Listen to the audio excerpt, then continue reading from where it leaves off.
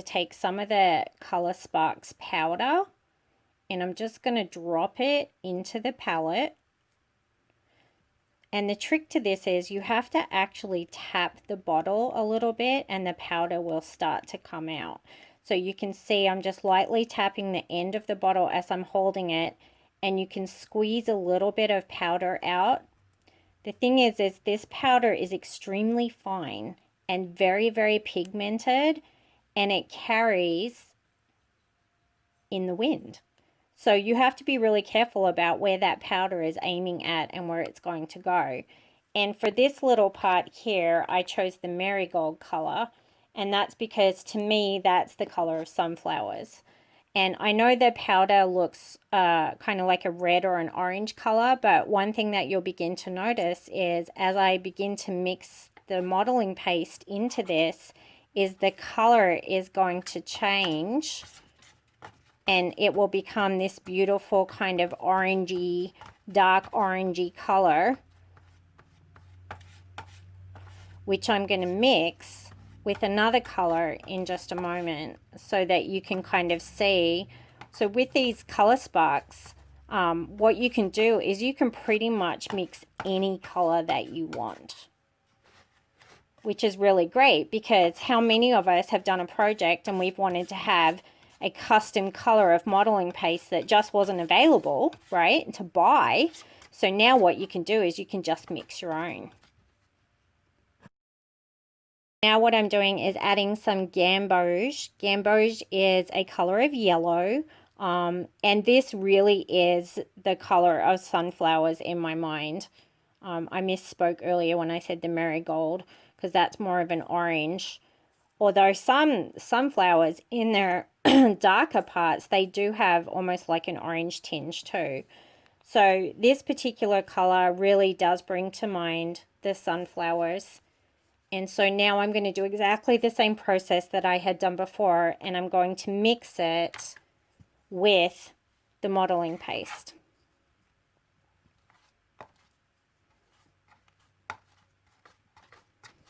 And look at that gorgeous golden sunflower yellow color. It is so, so pretty. This is truly, to me, the color of sunflowers.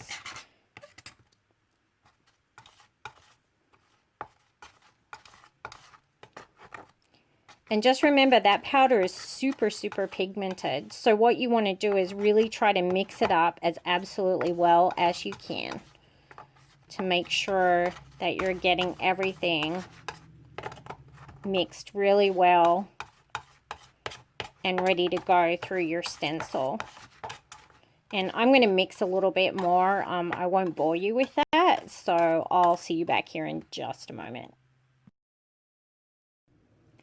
So I've decided that the orange is a little too orange, so I kind of just want to tone it down a little bit. And what I'm going to tone it down with here is the burnt orange color. So that burnt orange color is just going to kind of deepen it a little bit and kind of give it a little bit more depth and tone than the marigold just by itself. And that's the nice thing about having a range of powdered colors, is that you can really custom mix to whatever color you want. And you can kind of see some of the little sparks showing up in here as I'm mixing it. So that's the other thing with these powders, is you really got to make sure that you mix them well and get all those colors mixed in together, unless you want that streaky effect of having some of those sparks show up in another color like a blue or a purple or a red. So that's the kind of things that will be happening here with the sparks, because remember, the sparks are designed to actually be kind of like these gorgeous firework effects in water. So when you're mixing them into other different types of mediums, you've really got to mix it well. So I'm just going to keep mixing here for a moment or two longer, and then I'll check back in with you in just a moment. So now I've mixed my colors. And what I'm going to do is take a little bit of the orange. So remember, that's a combination of the marigold and the burnt orange together. And I'm going to attempt to do just the middle centers of the flowers. So I'm just holding this down and I'm using a smaller palette knife so I can get just the centers of the flowers.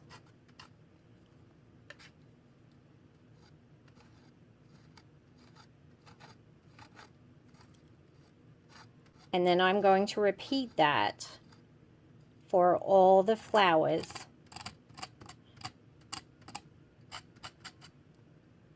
As I go down the row. And here you can see that all the centers of the flowers have now been done.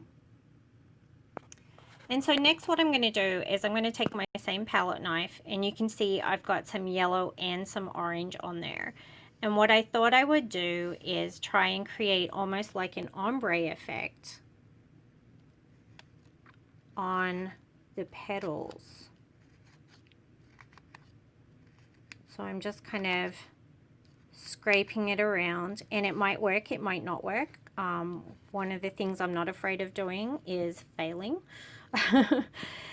even on video. So what I'm going to do is I'm going to kind of work my way around as I go through these petals.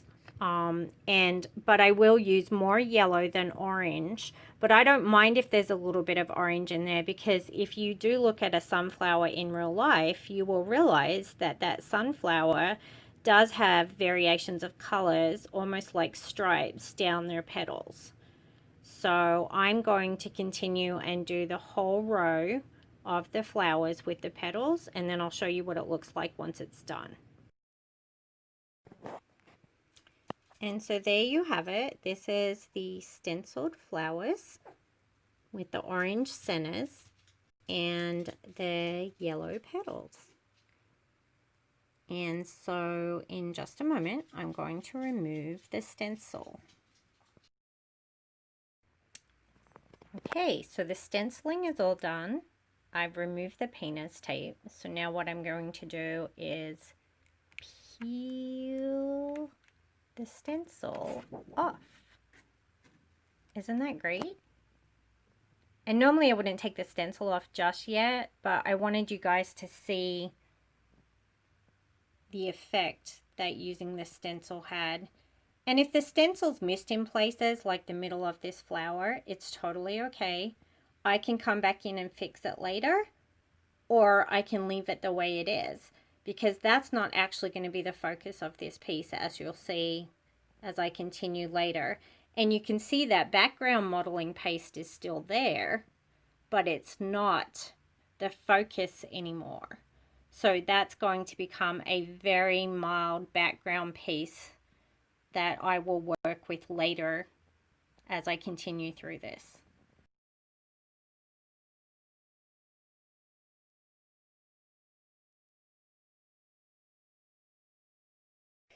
Okay, in this next part, I'm going to do the stems and the leaves of the sunflowers, and I'll be using the same modeling paste again. So I'm just opening the jar and I'm going to scoop some of that out.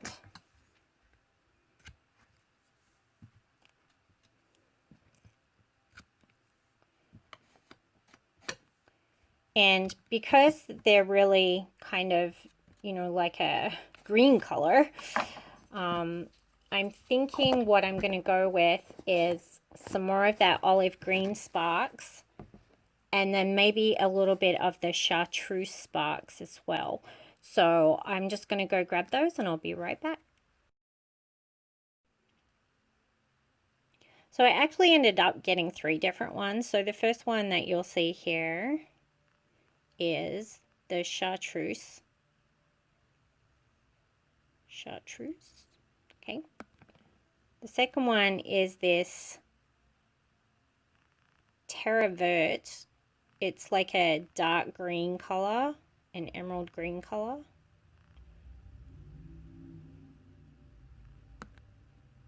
And then the third one is this olive green that you saw earlier. So that's what the original background was created in. And again, because they're color sparks, they have all those other colors mixed into them. So the reason why I grabbed the darker green is just for a little bit of contrast against that background color. So I'm going to use very little of the olive and more of the dark green. So there's the olive. here comes the dark green.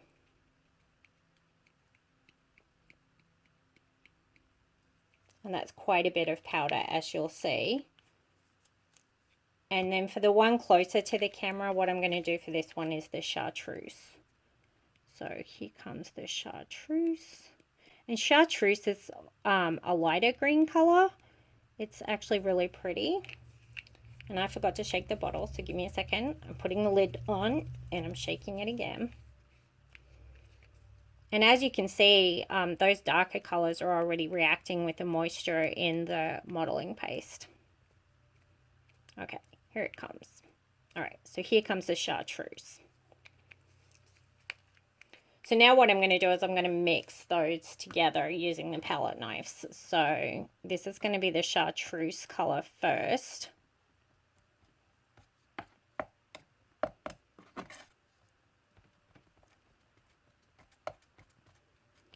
And I've made it a little bit lighter because what I'm trying to do is kind of have it stand out from the background a little bit. And this might be a little bit too light yet. I'll decide that in just a moment.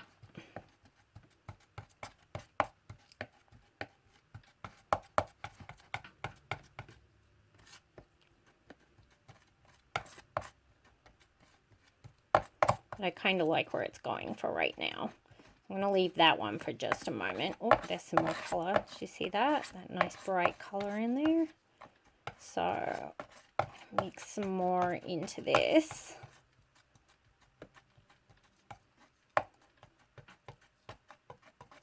Okay, so there's the chartreuse.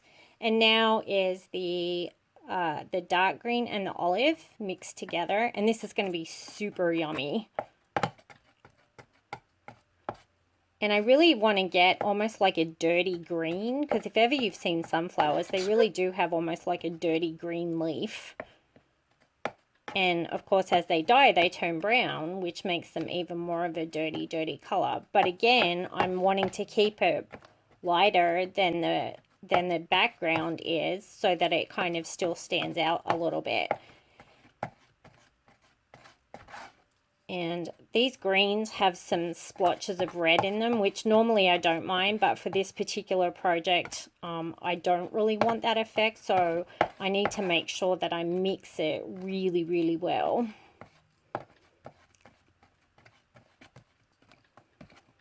And just because of the color of the modeling paste, it is naturally like lightening the colors or the intensity of this, because remember, these products are made to be mixed in water.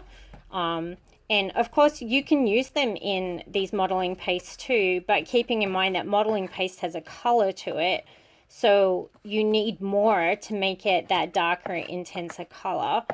And I'm not sure that I want to go quite that dark, but I think I do want to go a little bit darker than what I have right now. So I'm going to add a little bit more olive green to this one right here.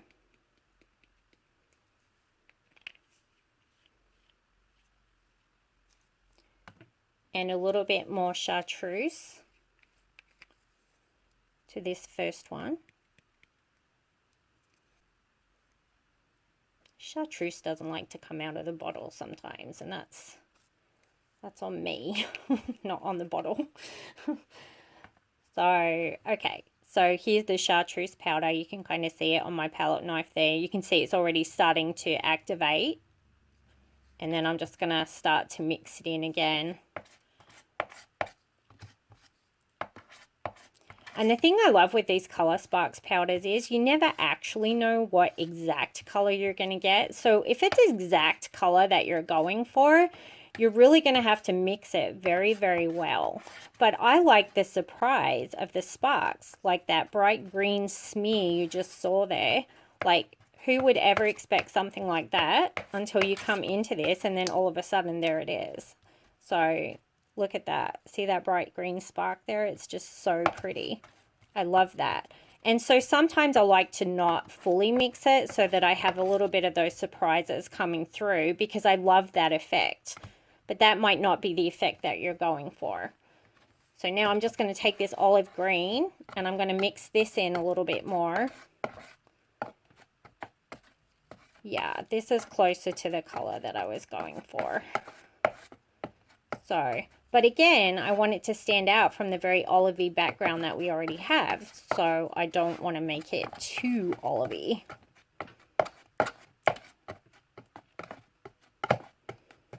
All right, so I'm just going to finish mixing these. It'll just take me another minute or two, and then we'll start stenciling. So what you'll see here is that I've left a tiny bit of each of the powders on top of the modeling paste that is already mixed with some of those colors. And as I pick it up with the palette knife, I'm going to try and smear some of that colored powder into the ombre effect that I'm going to create. I'm going to start, I think, probably with the lightest first and work my way down. And then I'm going to do the darker part at the bottom. So this is really more of an ombre effect rather than painting every single individual leaf and or stem. So I've got the lighter color, and I'm just going to go back and get a little bit more that has that sparks powder on it. So you can kind of see that there, the very bright green dot. And then what I'm going to do is I'm actually going to start at the top, and as I scrape down, you'll see that those color sparks are still in the modeling paste. And I'm going to go about halfway down the stems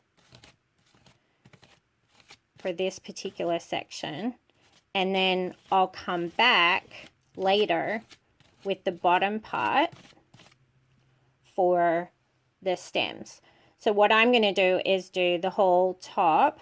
Look at that pretty green color right there. I'm going to do the whole top of these, okay, in this light green with a little bit of sparks still outstanding. And then I'll check back in with you. So you can see here that I'm done with the light green. And now I'm coming in with the darker green. And this time I'm going to work from the top down again, but what I'm going to do is, again, I'm leaving some of those sparks in here.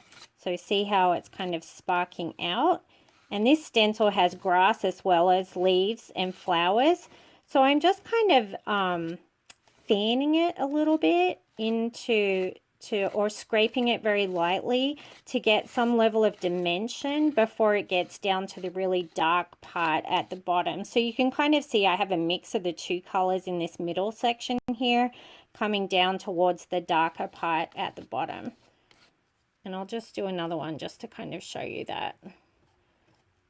So I'm starting about the middle, and I'm doing a mix. So you can see in this one it's got more of the dark green rather than the olive for the color sparks powder, and coming down to the bottom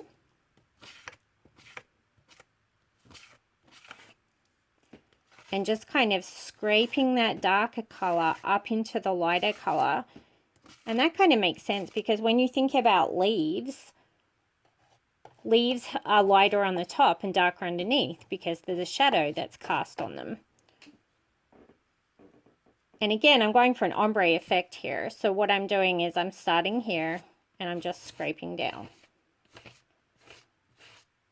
So I'm going to continue doing the rest of these leaves and the grass, and then I'll check back in with you when I'm done. So now you can see here the ombre effect I've gotten by applying the light and the dark. And if you want to kind of mix it up a little bit, what you can do is if you have some light left over, you can go ahead and apply that in random places, say to the tops of the grass or a little bit like tips of leaves and things like that.